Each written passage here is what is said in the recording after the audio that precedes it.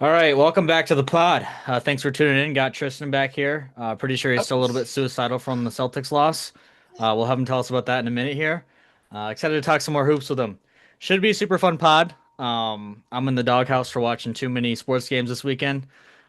Tristan is, like I just said, a little bit suicidal about the Celtics game. I've been checking out on him pretty frequently to make sure that he's not going to do anything crazy or anything like that. But Tristan, I think the audience wants to know how you doing, bud. Yeah, it was a rough day last night. We were in tears there for a second. Um, I was hanging out with a buddy of mine. We were watching the game, and I was really excited there at the top of the fourth, watching that game. We swung back there, and I was really high, and we got those two and ones there at the middle of the fourth, and I was super excited. I was jumping around. I was yelling. And then to finish like that, we were pretty sad. So Yeah, yeah, it's tough. We'll talk about the game and the series and the Celtics a little bit deeper later, but yeah, man, that was tough. I mean, the yeah, Celtics were predicted to go like to the finals, win the East. yeah, Um, and to get bounced in the right. first round like that, like that's tough. Nothing quite, I don't think as bad as like if when the Knicks lost the other year, like I cried. Like so I get it. Yeah, But it sucks. The days after really suck. Anyway, so just finished the Cavs and Raptors game. Three game sevens. The two today they were fine. First halves were good. Second halves not so yeah, much. We'll dive into them a little bit deeper here in a second. But we're gonna start off with Cavs Raptors because that's gonna be the one that's the most fresh in our mind. It just ended yep. a minute ago. Uh-huh. Um, so last podcast we made fun of James Harden. We probably will for many more podcasts to come. Um, Not his worst game seven of his career, but he also wasn't great. Like, No, he hasn't been great all series. no, not really. I believe he shot like 33% tonight. He had 18 points. I mean, 18 points is decent, especially when you're not the best player on your team, but still not great. But the Cavs did get the win. Yep. Now, the number one thing that I took notes on from this game, Tristan, and tell me if you agree, Cleveland obliterated Toronto in the paint. Like just crushed them. Hmm. Had at one point had like 30 more rebounds than them. Got offensive rebound after Yeah, offensive rebound, yeah. second chance after second chance, easy basket after easy basket. Jared Allen, not a great first half, but he No. really came alive in the second half. And honestly, like Toronto just got manhandled in the paint. What are your Yeah, thoughts on that? I completely agree. I got to give player of the game here too, Jared Allen. 17 rebounds. He's good. Ridiculous, Yeah. ridiculous. 22 points, 32 minutes. Yeah, 17 rebounds. He shot 7 for 11 from inside the arc. Didn't take any threes, which you would expect. 8 for 14 from the free throw line could have been better there. But overall, great second half for Jared Allen. Wasn't stellar in the first half, like you said. Came out, got those boards, which his team desperately needed there. He sparked a lot of life into the offense, I think. Just with those Yeah. second tries, with those offensive rebounds, very good, very good. And then, of course, you got to give it up for Donovan Mitchell as well, running the Mitchell's floor. is Yeah, let's talk about him. Yeah. I thought, speaking of running the floor, I thought this was Mitchell's best game, like best big game I've seen him play in a while, yeah, where he was kind of the main guy, but he also gave away a lot of opportunities. He passed yeah, the ball around. He was yeah, a point guard first instead of a shooter first. yeah, Um, Mitchell was fantastic tonight. 22 points, 47% from the field. Really good game for Mitchell. Even though the points were down to yeah, 22, I mean you can't really ask for more from him. Great team game from Mitchell. Toronto to me, like it was kind of like the Magic Pistons game where we saw the Magic and we saw the Raptors and like, okay, these teams can hang around. Like this could be a good game till the fourth quarter. And then down the stretch, I mean, after the yeah. third quarter started, the better team just took over and won the game. Um, in my opinion, that's what happened. But yeah, Toronto, man, so many missed opportunities. That's Yeah, no, I agree. Raptors came out very strong. I liked them for the series, to be honest with you. Just from what I've seen from Cleveland this series. In my opinion, Cleveland is the much better team. I think they have a better yeah, starting five. I think they have a deeper bench. I think they have a better big man, which is huge, especially in these series. And I got to be honest. They did pull out the series, so kudos to Cleveland. But I was disappointed in them this series. I think it should have been over in five, with the team differential. Yeah. And some people will disagree. It was, but you got to give it to Scotty Barnes leading his team to as well as they did. The floor general on the Raptors. Tonight he had a great game tonight. There's no denying that. 37 minutes, 24 points, 8 rebounds and 6 assists. So a great game from Well, Scotty Barnes. And he was good, yeah, but what's up? on the flip side, it really killed the Raptors. Like the second he started getting foul trouble and he had to go to the bench multiple times, like very Yeah, back to back, yeah. in foul trouble, So and it yeah, killed the Raptors' offensive rhythm, in my opinion. But other than that, yeah, which good game is from him. yeah, which is where I'm going next is you can't win the game when you're reliant on your one player, on Scotty Barnes. RJ Barrett, in my opinion, underperformed this game. And so, yeah, you cannot, like you said, he got into foul trouble there for a second, 5 fouls, and you cannot win the game offensively, especially against this Cleveland team, when your floor general is on and off the bench second half. So Yeah, yeah, I agree. I thought Toronto was a pretty weak five seed. yeah, I agree. I would have rather had Philadelphia Uh and huh. Orlando over them.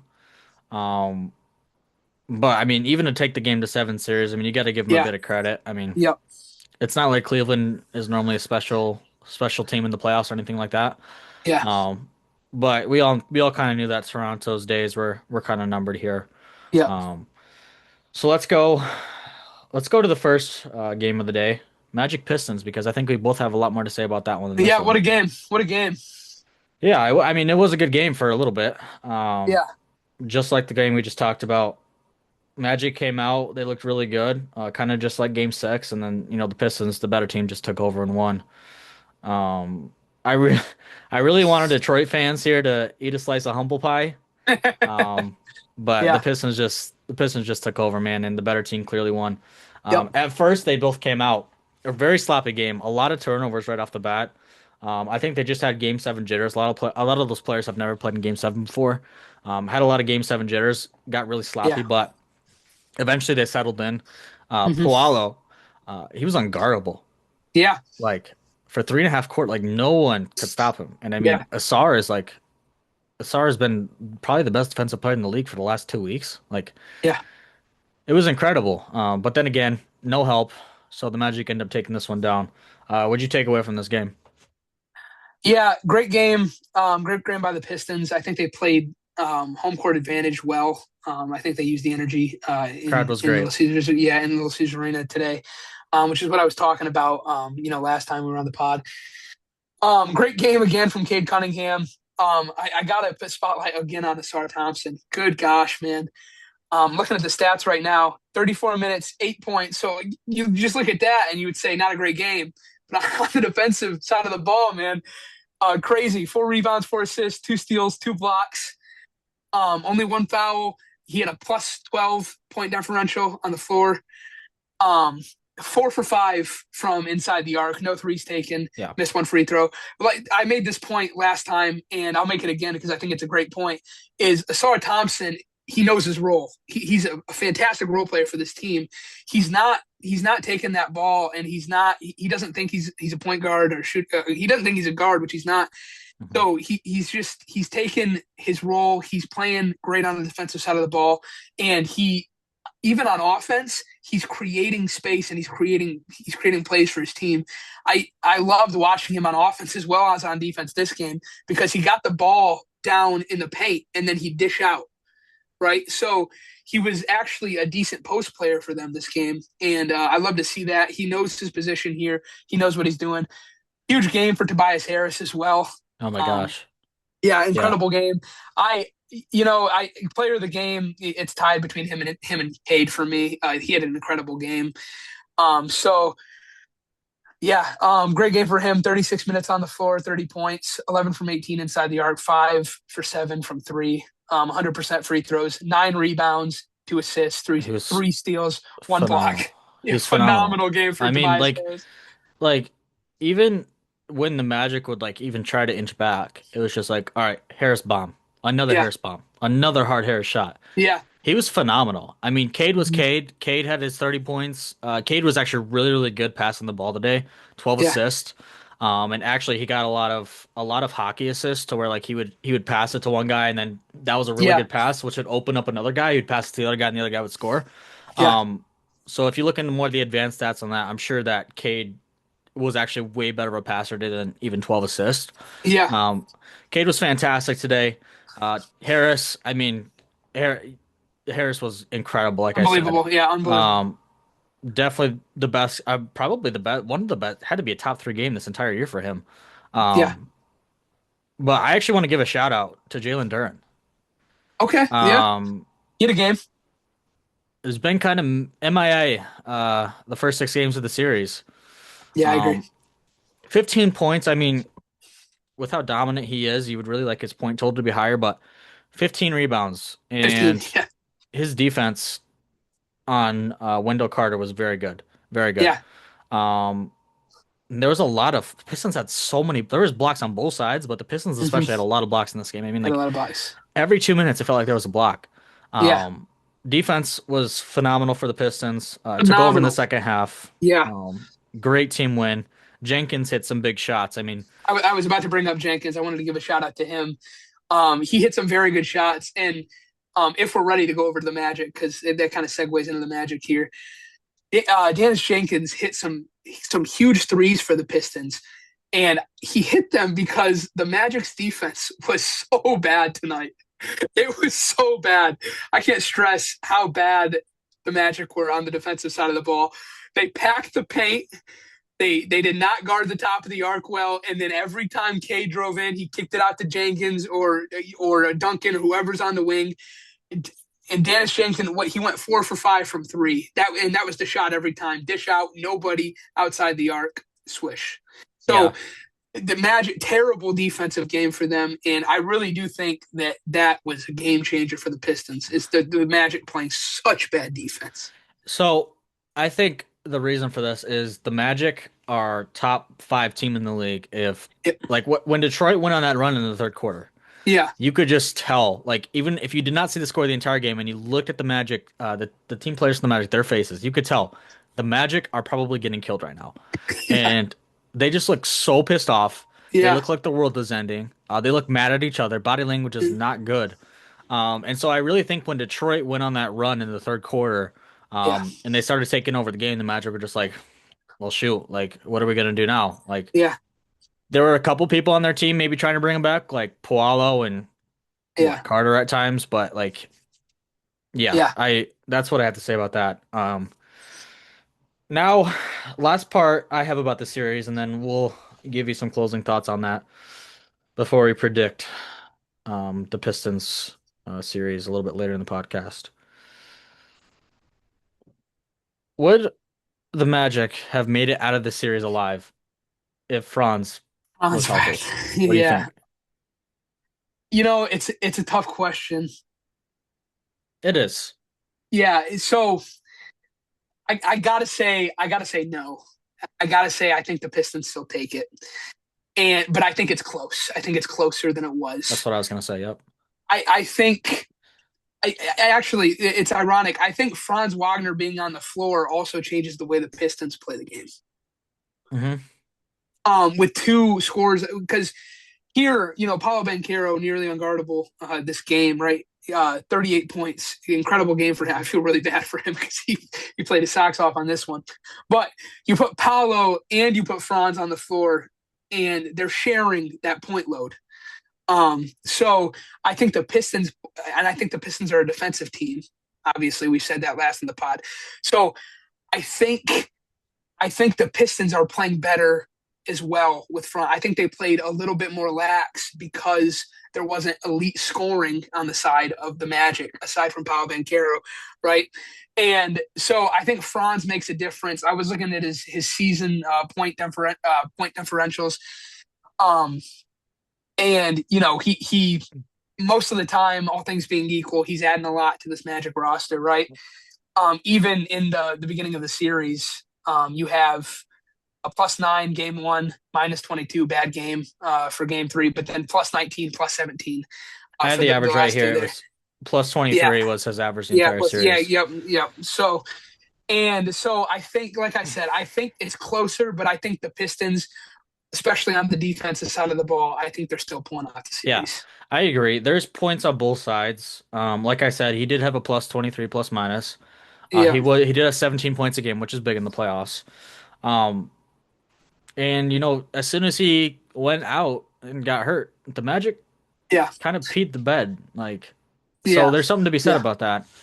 Um, on the flip side though, like between him and Anthony Black, who started in his place, if I'm not mistaken, like yeah, I don't think you were gonna get the difference between those two players that would have won the Magic either game six or game seven.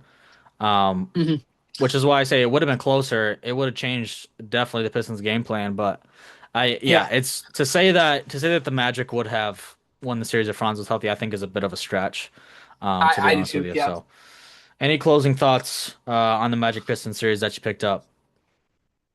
Yeah. I I Desmond Bain really underperformed for me. I was disappointed in Desmond Bain.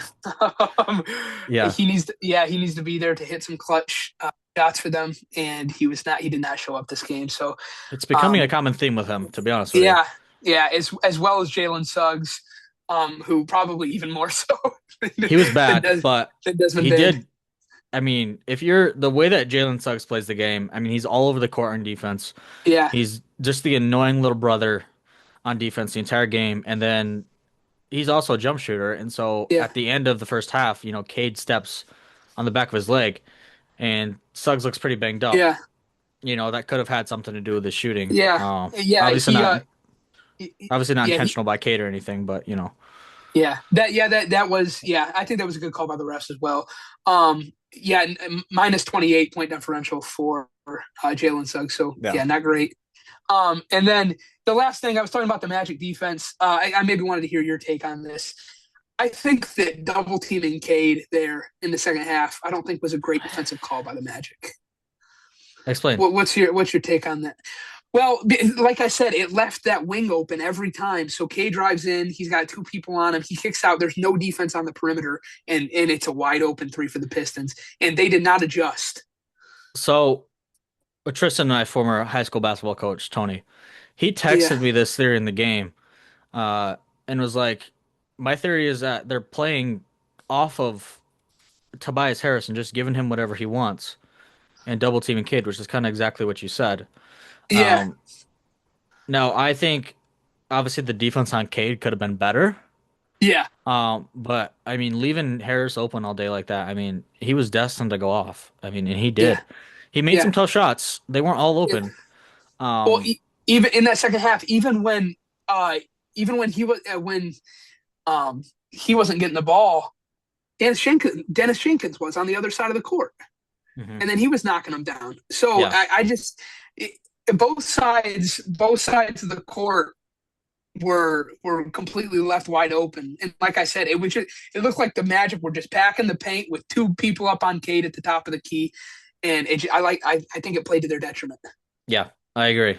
To carry out the game plan that the Magic wanted to carry out today and for Game 6, you have to execute it in a very, very organized and specific manner, and every single player has to do their job to the best of their ability.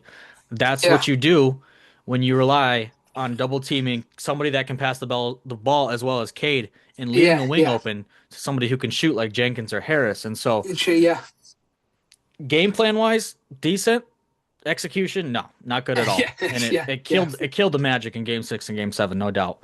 yeah, yeah, Um, but yeah, that would be my take on that.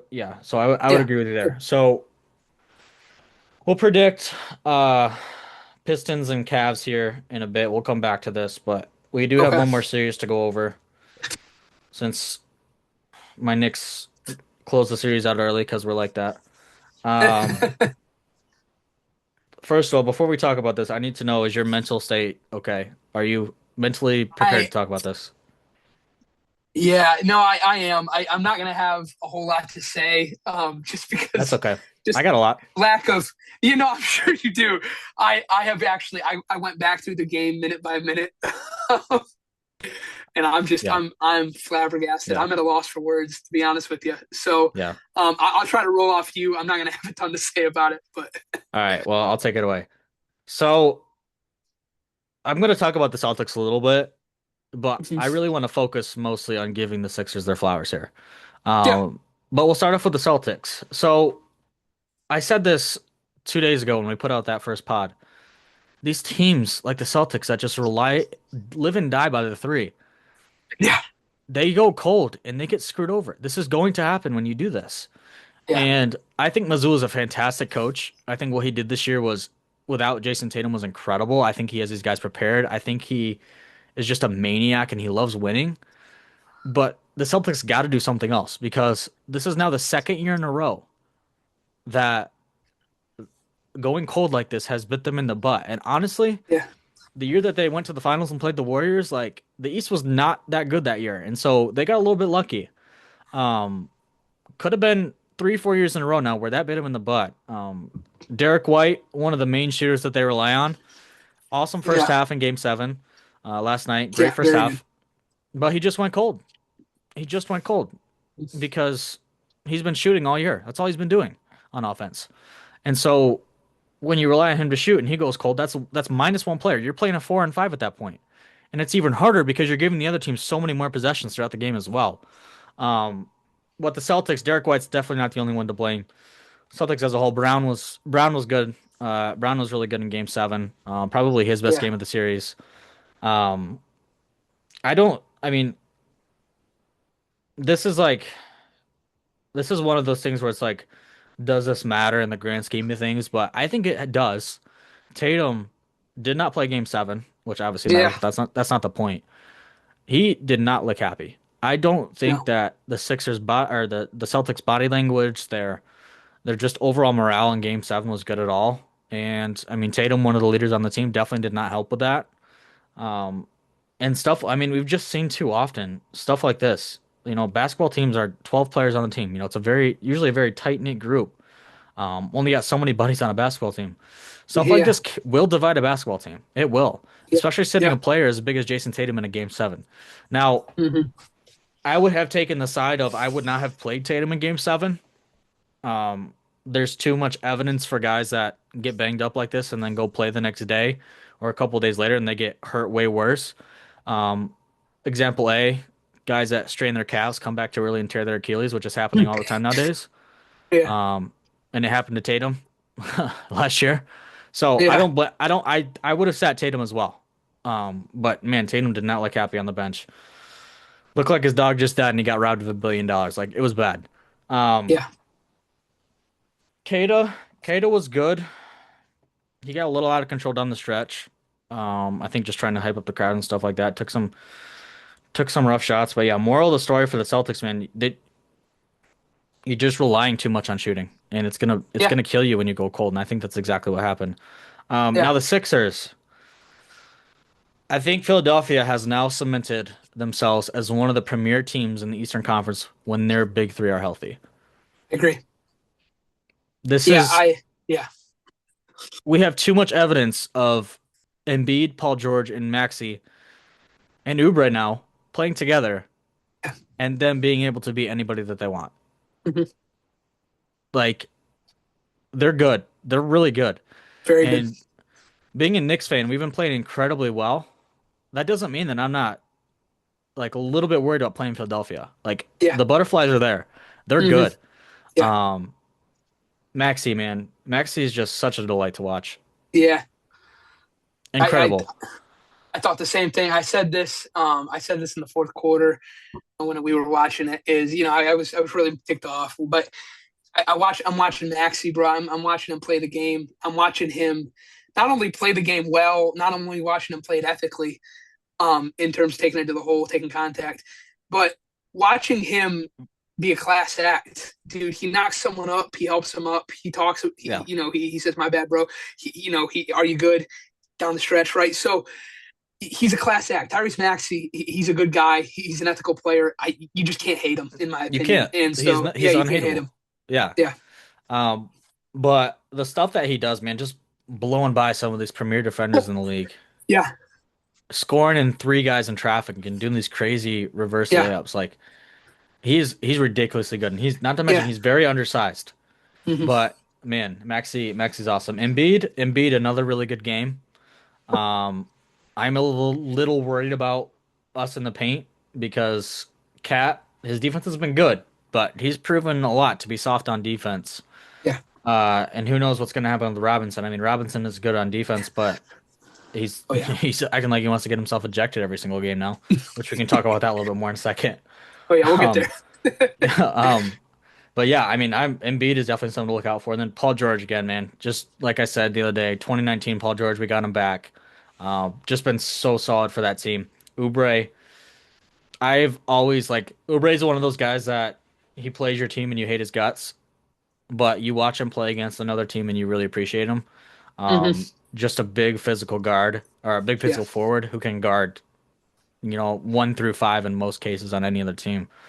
hmm But yeah, a little bit worried about playing the Sixers, but if we're not going to beat the Sixers, then we don't deserve obviously to make the finals or anything like that anyway. So, any closing thoughts on Celtics Sixers? I know you probably want to move on already, but Yeah, no, I got a couple on the Celtics side. Like Derek White, I'm disappointed in Derek White. Great first half from him. Could not close it. And for Derek White for me, it's kind of about the journey. I think he's gotten kind of a big head in the sense of how he plays. So he comes off the bench a couple years ago and has some insane performances. Can shoot the ball, can drive the ball. He played really big, and he earned himself a starting spot on the Celtics roster. And now watching him play as a starter here, I'm just not seeing. I'm not seeing the tenacity, and I'm not seeing. I'm not seeing his. I'm not seeing him play inside the arc like he used to, and that disappoints me as a Celtics fan because I think oh, he has more. I think he has more potential. I would say that first of all, he's coached to stay outside the arc. That's Mazzulla's Yeah, offense and how Dirk's yeah, playing. yep, yep, Um, I just think he's gotten his flowers a lot recently, yeah. and like you said, he's gotten a little bit big head and just gotten pretty overconfident because he's definitely a team. He's definitely a team player. I mean, he Oh plays his yeah, heart one out on hundred defense, percent. stuff like Yeah, that. yeah, Decent passer, but I think that the burn that he got on the palm of his hand definitely didn't help him at all either. I mean, I'm pretty no, sure that was yeah, a shooting hand. yeah, Um, but yeah, he was not great. He took some bad shots, and he's gonna rightfully get some heat for the series and how it went. Do you yeah. have anything else? Yeah. I want a huge game for Kada. Um, he shot. I'm looking here 7 for 8 inside the arc, didn't take any threes, and then 3 for 3 on free throws. So a very good game for him, I think. 12 rebounds. I think he was a good big man for He us had a this lot of game. energy. He had a lot of Yeah, energy. I just don't think it was enough. Jaylen Brown played his heart out. But at the end of the day, we couldn't get it done. And then, so that's all I'll say about the Celtics. I got a lot more there, just how we played. But I Yeah. don't want to talk about it. And then, No, it's frustrating.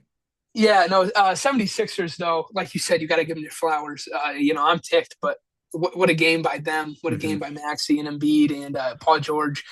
VJ Edgecombe, you didn't even mention him. This starting five is scary, like you said. This starting five of the Sixers it's going to be a nightmare to play. And I'll save some thoughts for when we talk about the next series coming up. But Okay. definitely, you just got to give it to Maxi. His speed is what is giving them this edge here. Hmm. He's so crafty. Yeah. So yeah, great game from the Sixers. The only thing, or actually, I'll save that for the Knicks. But yeah, those Okay. are All my thoughts for that series. right. Yeah, Yeah. All right. So we're gonna transition now from our game 7 recaps. I think we said quite a bit about them. We're gonna go to our second round previews.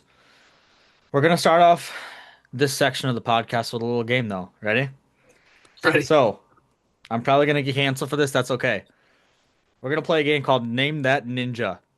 Um, I was pretty proud I came up with this. So how this works, I'm gonna have 5 questions. We're both gonna draft a player of who is the most likely to fit the description of this question, and then we'll go one by one and we'll talk about it. So, number one, and this can be a player of any race. Just want to throw that disclaimer out there. We're Yeah, just being dumb. Um, I am going to be the player who dominates the second round and closes the series out in five or fewer games. Who did you have? You want me to go first? Go first.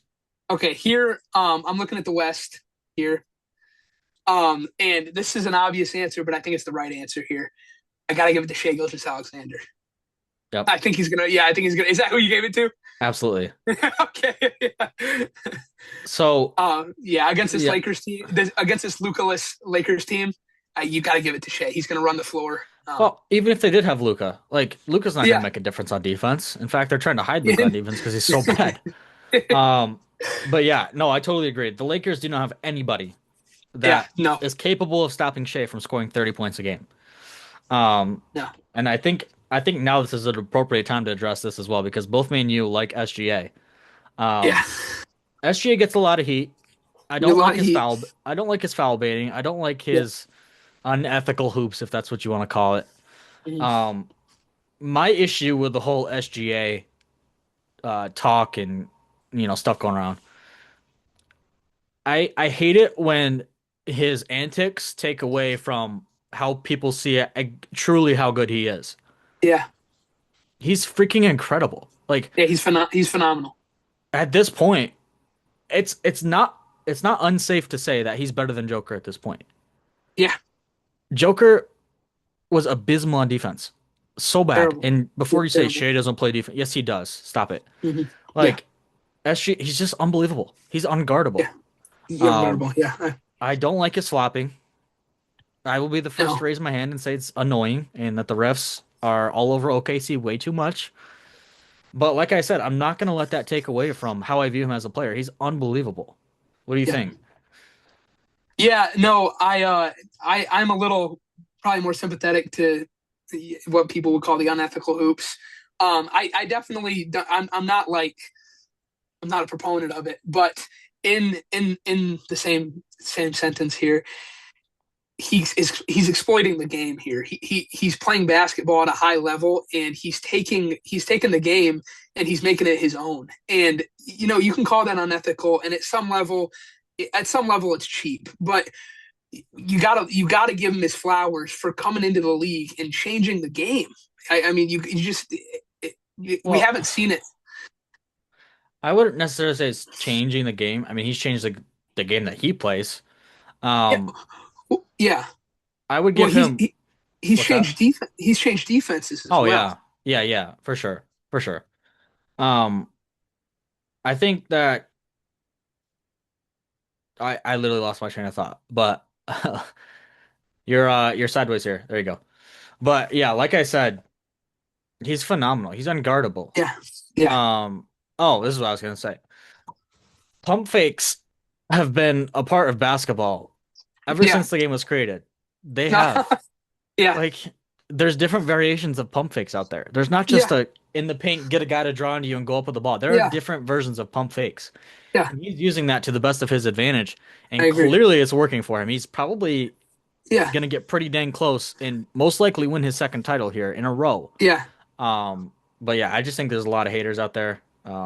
I don't like his antics either, but that does not make him an unbelievable and phenomenal basketball player. yeah. Phenomenal player. Yeah, All right, let's move on to question two. I am going to struggle big time and show my inexperience. yeah. All right, I'll let you go to first this time. I had De'Aaron Fox. Aaron Fox. Interesting. So Fox was really good last series, Uh-huh. but I think Minnesota's probably going to put McDaniels on Fox. Uh-huh. Um, I just think like Fox clearly has not had a ton of playoff experience. I mean, he had that 1 year with the Kings, but that doesn't really Yeah, count for like the Kings are just a joke. yeah, Um, but he has not been this close to sniffing a finals ever in his career. Um, and I really think that Minnesota is going to throw McDaniels at him, DeSumo yeah, at him. I mean, they probably even throw Sharp back out there. Um, yeah. but maybe, I mean, you could put Randall on him if you really wanted to, but I just think they're going to make Fox miserable, and Fox is not going to be good.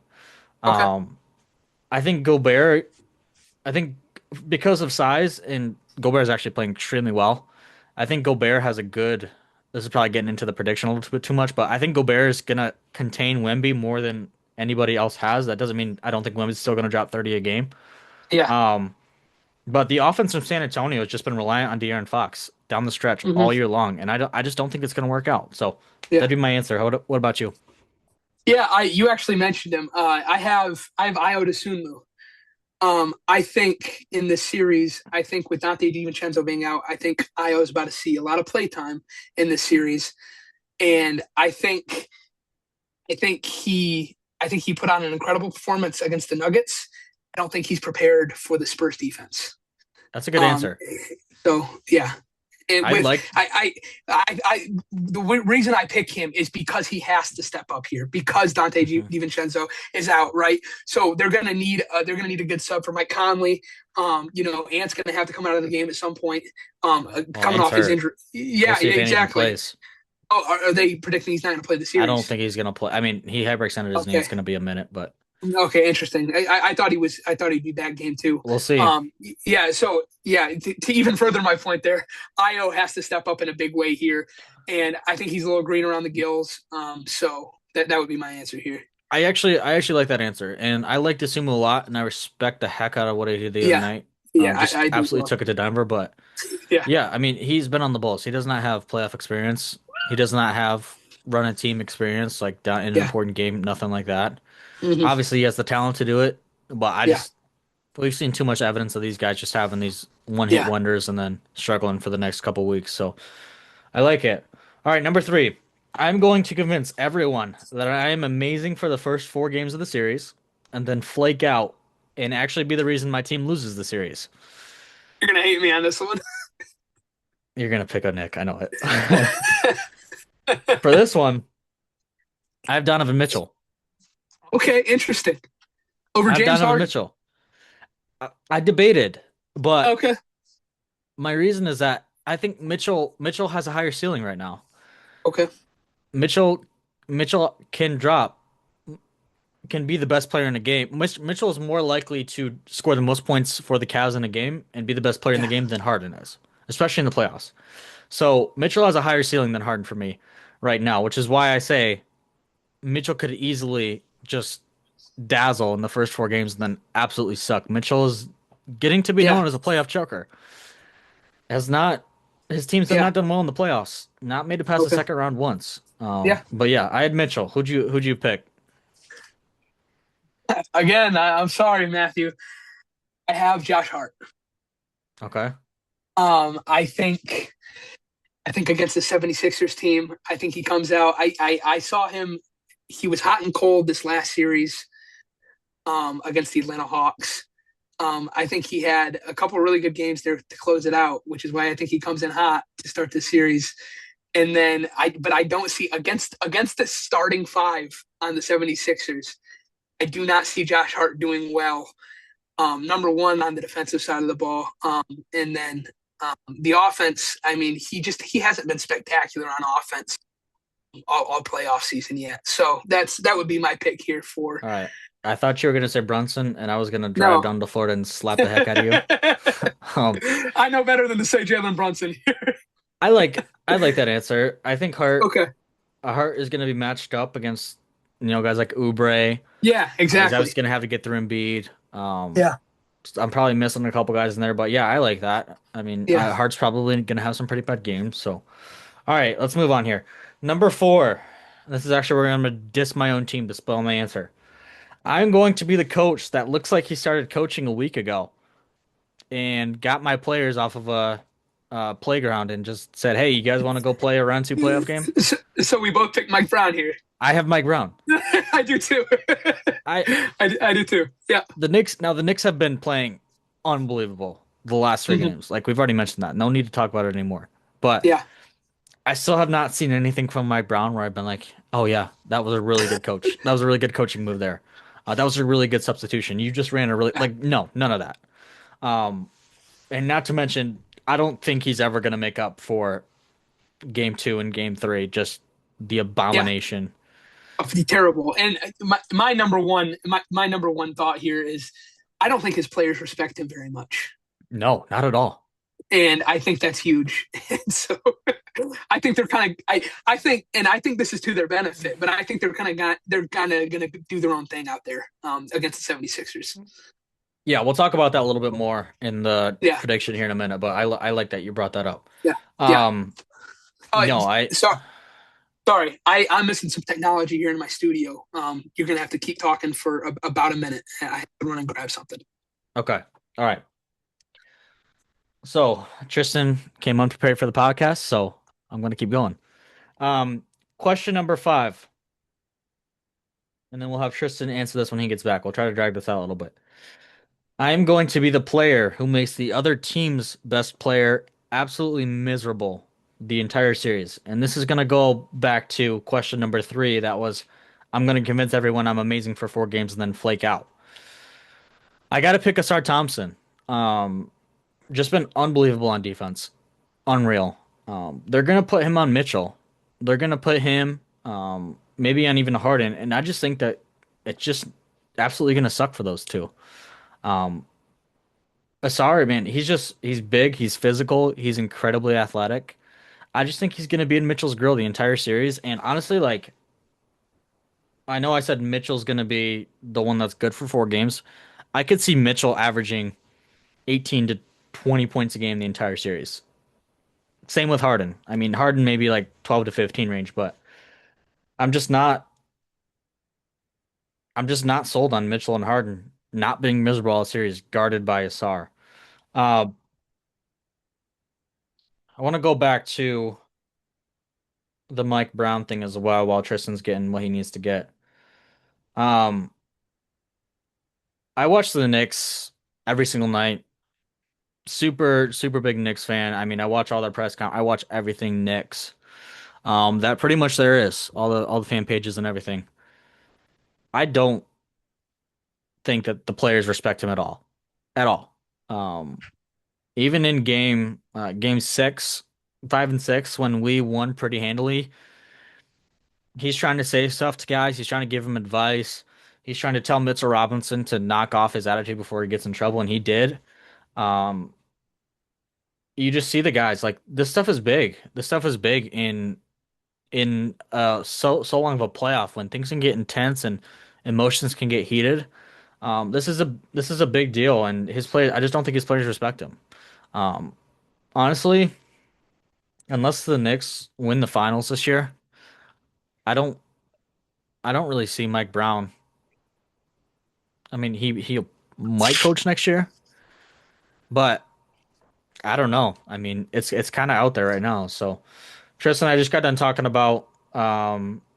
We'll do question number 5 for you, and then I actually just got done talking about Mike Brown's players not respecting him. But Yeah, my what's bad. your? No, you're good. What's your answer on? I'm going to be the player who makes the other team's best player absolutely miserable all series. Yeah, first I have to hear yours. I said Asar Thompson. Okay, interesting. I have Rudy Gobert Okay. against the San Antonio Spurs. Okay. I think yeah, no, I think Wemby is in for I think he's in for a tough series with Rudy Gobert. Let's go. I like it. Okay. Yeah. I'm a huge Wemby fan. Wemby is unbelievable. I'm Yeah. not saying this is well, Rudy's been great. Yeah, very good. Yes. We'll see. We'll see. I don't know. No one's really been able to stop Wemby yet, but I think Rudy Yeah. Gobert's got the best shot so far. That's what I'm saying. Yeah. Watching him against So Jokic. So, yeah. he was incredible. Shut down one of the top 5 Yeah. And offensive play. I don't think Wemby has played, a full 6 games against a defender like Rudy Gobert yet. I like it. I like it. Oh, yeah. All right. Yeah, Gobert. I mean, the best. It's not a stretch to say Jokic is the best offensive player to ever touch a basketball right now, or Yeah. of all Yeah. time. And he made him Mhm. look miserable. And you could tell it Terrible. all over Jokic's face. He didn't try on Yeah. defense. Like, Yeah. I like it. I like it. All right. Now we're gonna go into our individual series. Okay. Um, we got 4 series to cover briefly. We're gonna talk about the Mitchell Robinson situation. I have some thoughts on that, and then we're gonna do our finals picks. So let's start with OKC Lakers. My Yes. prediction for this one, I have OKC winning in 5. Okay. Um, I just think OKC it's just gonna make LeBron miserable. We don't know if Luka's coming back, and Yeah. even if Luka does come back, what you're gonna throw Ludor on Luka? Guess what? LeBron has to face probably Kason Wallace, or Reeves is gonna have to face him. I just think they're gonna make LeBron miserable in the series. Yeah. Luka and LeBron are top two in the league of when something's going not going my way. I'm gonna play like I hate everybody Yeah. and I don't want to do anything, for lack of not trying to swear in the podcast. Um, but yeah, I mean, I just think they're gonna make LeBron and Luka and Reeves miserable. I don't. I think Yeah. they're gonna win in the paint. Chat is gonna shut down DeAndre Ayton. And yeah, I don't. hmm Yeah.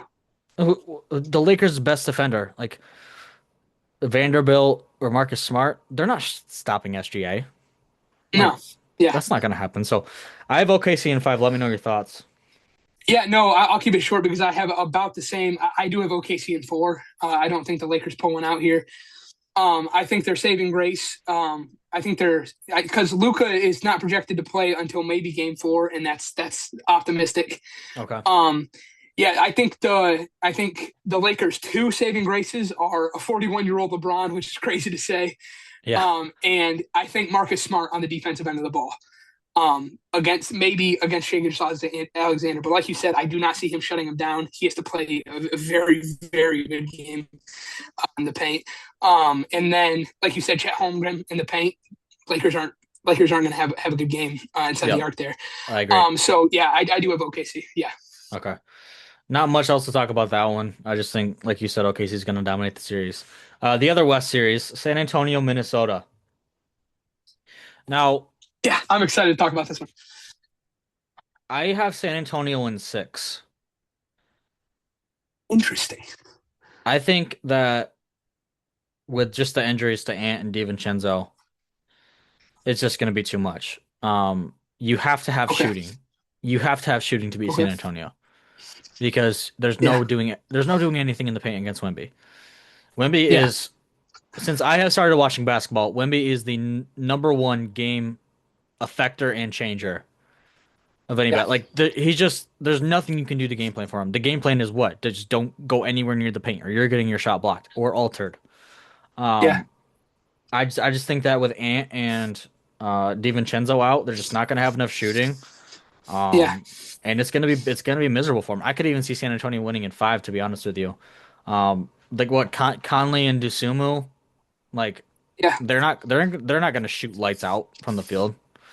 Yeah. Um, and Randall's not known to be a sharpshooter either. I mean, he plays in the paint, No. and so Yeah. I think Minnesota's gonna be miserable, and San Antonio's gonna win in five or six. Okay. I have a different take, but mine is contingent on a couple things. This is an optimistic take. I have Wolves in seven. And I have it for a couple reasons. Reason number one, huge, Rudy Gobert. I have him. He has to play the series of his life here. But watching him in the Nuggets game, I think he's ready. I think he's ready to rise to the occasion. I think he's ready to take on the alien in the A lot of series. trust. And It's a lot of yeah, trust. no. And then my other contingency here is Ant. So the Timberwolves have to hold on to game three or four to get Anthony Edwards back. I think if and when they get Anthony Edwards back, I think Rudy Gobert on. I think there's a good chance too, like we saw in the Blazers series. I think Wemby maybe could miss a couple games here, depending on what happens in the games, right? Yeah. And I think a hard defense like Gobert, right? So I think that they hold on till Ant Man gets back. I think they can take the series to game seven. I think they can pull it out. I just looked it up. I think they're saying the Ants gonna come back game three or game four. So I mean, Yeah, that yeah. could be a Uh-huh. If they take game one or game two, that could be a possibility. I just think San Antonio is too good, to be honest with you. But and let's say even if they do get Anthony Edwards back, and they're not getting DiVincenzo back, obviously. Yeah, But if they get Ant back, I mean, they have Castle, they have Vassell, they have Dylan Harper to put on yeah, Ant, like just make his life miserable. Um, yeah. but yeah, Well, I think they can hang on. The reason I think that they could hold on here at the beginning of the series is um, Wolves have a pretty good perimeter shooting. They have fairly good perimeter shooting with Io, with Mike Conley. So I think that if they stick to a solid game plan, maybe implement the three ball, I think that they can hold on here.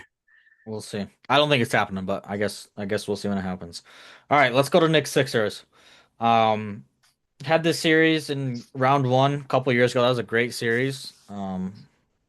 Still kind of mad that Embiid tried to injure our guys, but hey, whatever. Um, so my prediction for this series is 100% contingent on the Knicks defense. And I think that if our defense plays the way that it has played in the past, we win the series in 6 games. Okay. That is how much respect I'm giving Philadelphia. But I think we'll win in 7 if our defense is okay. Um, the series is going to have a lot of fireworks. The fan Yeah. bases absolutely hate each other. Hmm. Philadelphia people are scumbags, so there's that. Yeah. Just the dirtiest people on the face of the earth. Um, Philadelphia has already gotten its little girl syndrome out and is blocking our fans from buying tickets. Mhm. Like, there's people that have been posting, like Knicks fans that have been trying to buy tickets, posting Yeah. online that like Philadelphia only limited the ticket selection to Philadelphia. Our fans are, Yeah, I and did no see that. bias, Yeah, I no did see bias. that. Our fans are the best traveling, probably the best fans in the league for like being there and showing up for your team. Um, Hmm. it's just like it just doesn't end with this Philly like little girl stuff. It's annoying as crap. Now I like the Sixers roster, but yeah, it's gonna have a lot of fireworks. I already have a lot of animosity towards the Sixers, as you can tell going into the series. Yeah, I could tell. Um, Yeah. their fans are gonna their fans are gonna probably be in my head way too much throughout the remainder of the series. Yeah. Because they're just dirtbags, like I said. Um, but yeah, I think Knicks and 6 is probably the most reasonable answer. We'll see. The matchups are going to be interesting Hmm. because I don't really think the Knicks have a guy that's going to keep up with Maxey. Okay. I just don't. We just don't have that. Hey, this Yeah. guy is like OG. So I would say OG is a premier defender in the league, but not against somebody as fast as Maxey. Like, No. not these little guards. Like he's got to Yeah. like guard a bigger guard or a forward. So I just don't think we have anybody that can keep up with Maxi. Those would Yeah. be my thoughts though. Yeah. Yeah. So, I know you got to go next year. I'm looking at that banner in the back of the studio there. So I get it from you. I got to go Philly in 6. Um, It's not I happening. don't. I don't think that the Knicks have an answer for Joel Embiid. Um, I do not think, like you just said, I don't think they have a good answer for Tyrese Maxey. I think that, and I think on the other side of the ball, I think the Knicks pace. I think the Knicks pace of offense, I think, is manageable for this Philly defense. Um, I also think I'll give this to the Knicks though, and this is what it's contingent on, and this is what I'm worried about for Philly. The Knicks have a deep bench, and the Philly does not. Hmm. And that is where I think that this series can really change. If That's a good Embiid point. goes out, if Embiid goes out, which is a very real possibility, we saw him Yeah, hobbling game 7 there. If Embiid goes out, I think the Knicks have it. I So do too. yeah. So, but as it stands right now, I am going to go Philly in 6. And I think Philly, I think Philly got a really good beat here in the sense of I think that I think PG missing 25 games, PED use. I think Joel being out for a lot of the season. I think it helped them with matchups this play season because I think that they're a better team than they got seeded as, and so I think it helped them here, and I think it's in their favor. And if they win it, then Yeah, I mean they took down Boston. That's a tough first round matchup. that's what I'm saying. Yeah. Um, but yeah, I think the Knicks are going to be definitely be more prepared for the Sixers than Boston was. I mean, the Knicks have just know what's coming for them for a couple weeks now. Yeah, But yeah, I like your points. I could definitely see Philadelphia winning. I'm not saying the Knicks definitely are not yeah, even 80% going to win the series, but yeah. I just think if the Sixers do win it, Embiid has got to stay 100% healthy, and it's going to go to 7 games if he does. That would just be my Okay. point on that. All right, let's go to Pistons Cavs. Last series in the semifinals. Um, I think I think of I think of all of the series that's going to happen. Maybe besides OKC Lakers, this is going to rival it. I think the series is going to go just about how we are going to predict it to, or the general consensus is Yeah, are going to think it's going to happen. I think Detroit is back. Um, I think they're going to get it together and win in 6 games. Um, I don't see who in the world on Cleveland is going to stop Cade. I yeah. just don't. I I agree. think Mobley has potential. Mobley and Allen are going to be able to hang with Duran a bit. Hmm. There's nobody on Cleveland that I can say, oh yeah, that guy can stop Cade. Yeah, I mean, even like perimeter defense, like if Tobias Harris keeps playing like this, I don't think anybody on Cleveland can stop Tobias Harris. yeah. I agree. Like, especially if you have Um, Jenkins out there, I just think Detroit's offense and Detroit is yeah, obviously proving themselves on defense. It's just going to hmm, be too much, is my opinion. yeah, yeah. So I have Detroit in five. Um, like so Detroit, dug themselves out of a hole here, down 3-1 to the Magic. I think that the Pistons here, I think that you see this from some teams in the NBA. They need a time to really get going. Like they need to get the engine hot, if that makes sense. They need some time on the court together, consistently playing like this against one team, like the Magic here. And I think that they figured it out. I think they're going to be hot coming into the series. And a couple points here. I am, like I said, I'm disappointed in Cleveland. They haven't been playing, I think, to what their skill is. And then No. your point on Donovan Mitchell, I think, is fantastic from our Ninja segment. Is yeah, is especially with Asar Thompson on the floor. I think Donovan Mitchell's points in the paint are going to plummet Even on the with perimeter. Asar. Yeah, and on the perimeter, yeah, I agree. Because Asar Thompson's there in the paint, he's been so good. This whole Detroit team defensively has been great. So I Mhm. think that's number one. I think Harden, playoff Harden, I don't think he's doing much here. And then, like you said, I don't think they have an answer for Cade, and that's going to be huge. And I think that's what's going to win Detroit the series here. Cade, I think he's seeing how much of a floor general he has to be in this playoff run, right? I think Cade is such a great player because not only can he run the floor, not only can he play iso ball, right? But he also he's a facilitator as well, and he makes everybody on the court around him better offensively. And I think that's why Cade's such a good player. But I think Cade is discovering in this series. I think he's discovering to what level he has to bring his own play. I think he's discovering at what level he has to run the floor himself on the offensive side of the ball. And I think he's figured that out. And I don't think they have an answer for that. Yeah. I think I to go off of what you just said about Cade, and I meant to kind of say this earlier. I think Cade has now transitioned himself from, okay, we know that this guy has a lot of talent and can drop 35 points on any given night. He's Uh-huh. now in that extra tier of, hey, this guy is going to drop 25, Yeah. 30 points no matter who you put on him. Yeah. And especially with the Cavs, like I said, I just don't think they have an answer for Cade. Um, Yeah. all right, so we're almost done here. Got two more things to talk about. I want to talk about the Mitchell Robinson thing.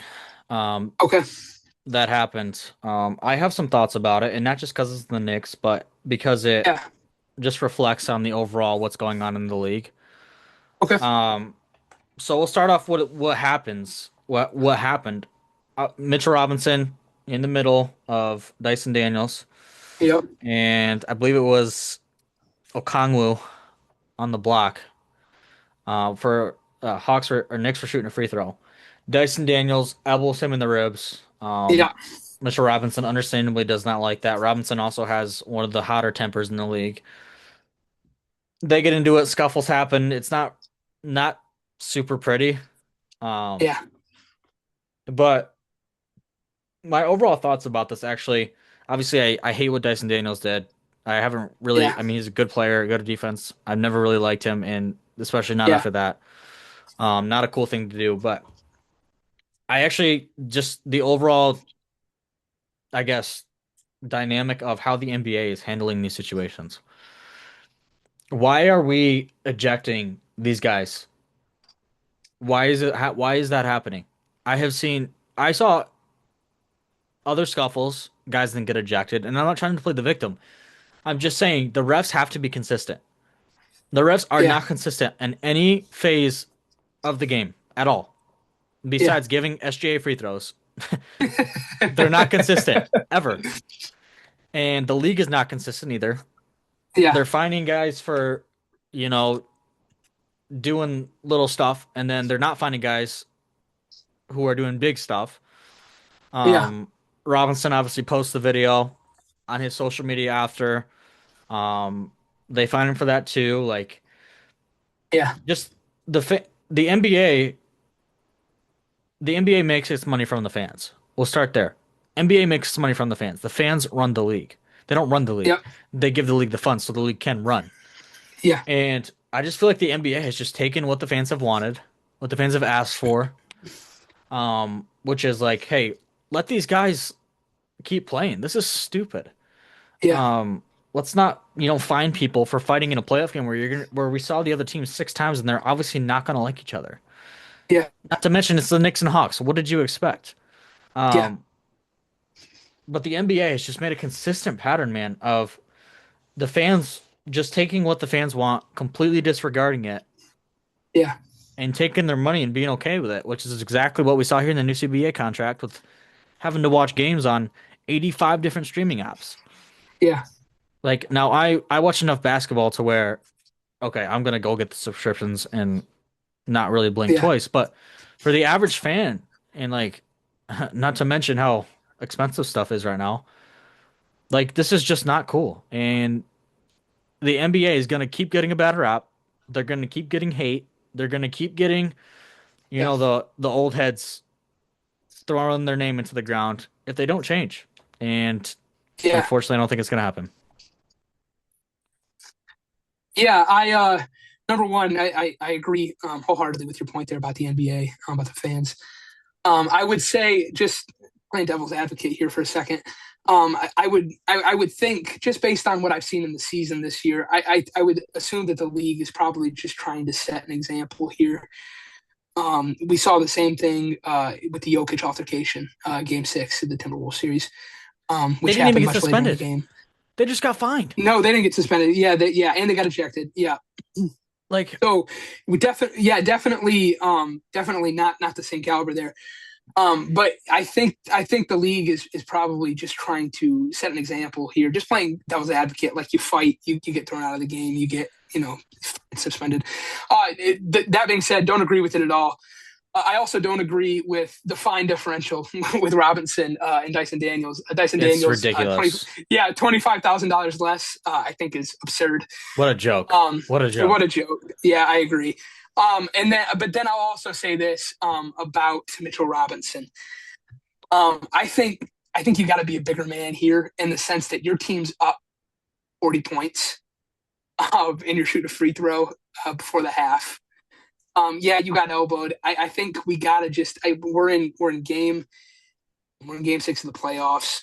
You're up by that much. You're giving them the belt already. I do think that you got to stand back and just take it at that point. So I'll say that about Mitchell Robinson. But yeah, I agree. Terrible, terrible, handled terribly by the league. Yeah. But that's just how it is. So I I see your point on he could have just taken it. I mean, yeah, I'd say 99% of players in the league would not have just like a I, guy just elbowed you in the yeah, ribs. Like that yeah, hurts, especially when you're breathing. You yeah, use your ribs a lot in basketball. yeah, Um, with that section breathing and stuff like that. But yeah, I yeah, just another prime example of hey, the league has got to get this yeah, together. I just think yeah, the NBA is in the best. The talent in the NBA is off the charts. It's deeper than it's ever been. These players are so much better than ever before, and they're just ruining it. Yeah, They're not taking advantage of it in so many ways that they could be. And yeah. just letting, honestly, the golden age of talent in the NBA just go to waste, in my opinion. All right, let's move on to this final thing, and then we'll part ways. Finals predictions. It's predictions. Let's hear yours. Okay. Out of the West, no surprise here. I have the Oklahoma City Thunder. Hmm. I have, I have the conference finals, Minnesota, OKC. I have OKC pointed out there easily, pretty easily. And then in the East, uh, you know, I can't believe I'm saying it, but I have the Sixers. I have the Wow. Sixers. Yeah, no, I have the Sixers coming out of the East. I think they beat the New York, and I think they beat Detroit. And then matchup OKC Sixers. OKC taking it. Okay. So I had the same thing for the West with OKC coming out of there. Um, I have Yep. I have OKC beating I have OKC beating San Antonio in the Western Final and OKC taking it. Um, the East though is it's between Yeah, it's I know. between De it's between Detroit and the Knicks for me. And I'm probably gonna change my Okay. mind 3 times on this throughout the week. I think it's too early to kind of Yeah. tell whether Detroit or the Knicks are gonna win it. We just got to see if Okay. Detroit can be consistent at this point. Yeah. But right now, if Detroit starts going up and the Knicks start going down, I'd probably say Detroit and Okay. OKC. But right now, it's at OKC New York. So, all right, well, that was a lot of fun. Yeah. A lot of fun. Yeah. We'll be Good doing time. this again soon. There's plenty more playoff games to catch, so we'll have this up here pretty soon. Thank you for your time, and Yeah. No, we'll thank catch you. you. Happy Yeah, man. playoffs, man. Yeah. All right, we'll catch you later. Take care. All right. Yes. Yeah.